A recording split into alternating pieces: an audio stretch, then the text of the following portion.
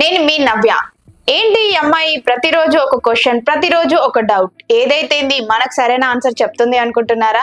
ఈ రోజు నేను మీ అందరి ముందుకి మరొక క్వశ్చన్ తో వచ్చానండి. ఇది క్వశ్చన్ కాదు, ప్రతి ఒక్కరు ఆలోచించాల్సిన విషయం. అదేంటి అనుకుంటున్నారా?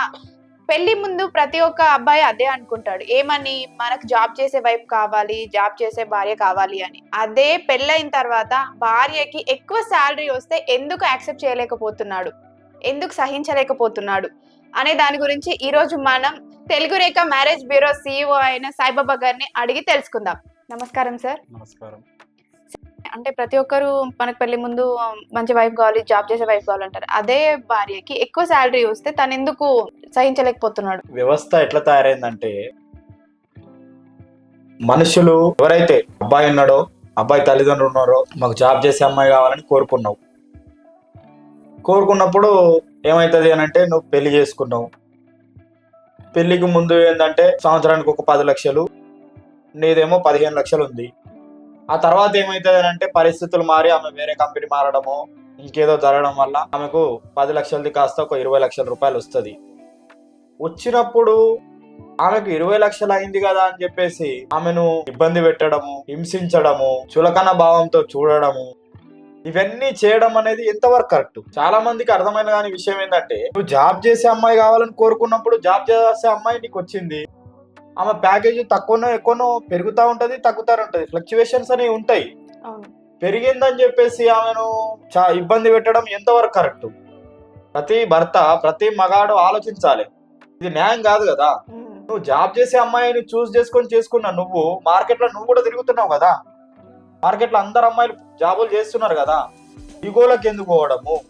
పోనీ అట్లనే భార్యలు కూడా ఏదో నా జీతం పెరిగిందని చెప్పేసి భర్తను తక్కువ చూపు చూడడము, లేకపోతే భర్తను నీకు ఇంతే ఇక నీకేం పెరగది అనే అనవసరమైన మాటలు కావచ్చు.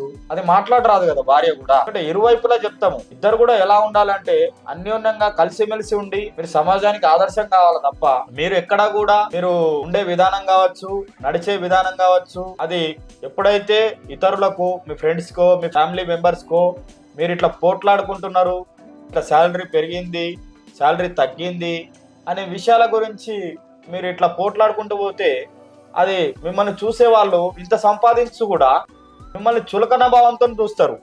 మీరు ఎక్కడ ఇబ్బంది పడుతున్నారా, మీకు ఎక్కడ మైనస్ పాయింట్లు ఉన్నాయా అని చెప్పేసి చాలా మంది మీ గురించి ఆలోచిస్తుంటారు. మంచిగా బతుకుతున్న ఇద్దరు వ్యక్తుల మధ్యలో ఎప్పుడు అగ్గి పెడదామని చూసే వ్యక్తులే చాలా మంది ఉంటారు.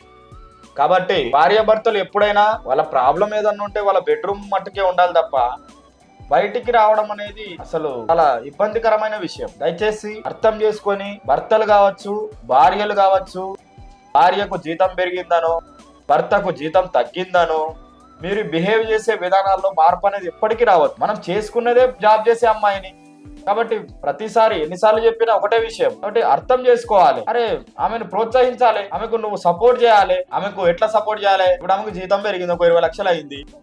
ఆమె డ్యూటీ అవర్స్ కాకుండా ఎక్కువ కష్టపడాల్సి వస్తుంది, కంపెనీకి టైం ఇవ్వాల్సి వస్తుంది.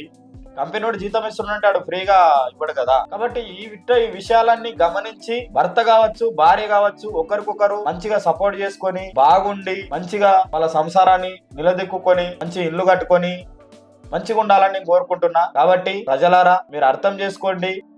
భార్యలు కావచ్చు, భర్తలు కావచ్చు, ఉండే విధానాల్లో మార్పులు చేసుకుంటే ఒకరికొకరు ఈగో లేకుండా, స్వార్థం లేకుండా మీ సంసారాన్ని మీరు హాయిగా గడపాలని కోరుకుంటున్న మొట్టమొదటి వ్యక్తిని నేను. కాబట్టి ఇట్టి విషయాన్ని ఎవరైతే భర్తలు ఉన్నారో, భార్యలు ఉన్నారో, జీతాల గురించో దాని గురించో పోట్లాడుకుంటున్నారో ఖచ్చితంగా ఈ వీడియోను షేర్ చేయండి. షేర్ చేస్తే వాళ్ళకు కూడా అర్థమవుతుంది.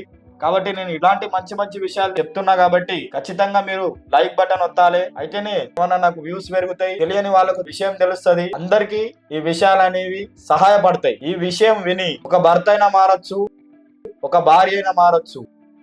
అంటే ఒక సంసారం నిలబడ్డా చాలు అని మంచి ఉద్దేశంతో చేస్తున్నా. కాబట్టి నా ఈ వీడియోలు మీకు నచ్చినట్టయితే లైక్ చేయండి, షేర్ చేయండి, సబ్స్క్రైబ్ చేయండి. దయచేసి గంట కూడా కొట్టండి. జై భారత్.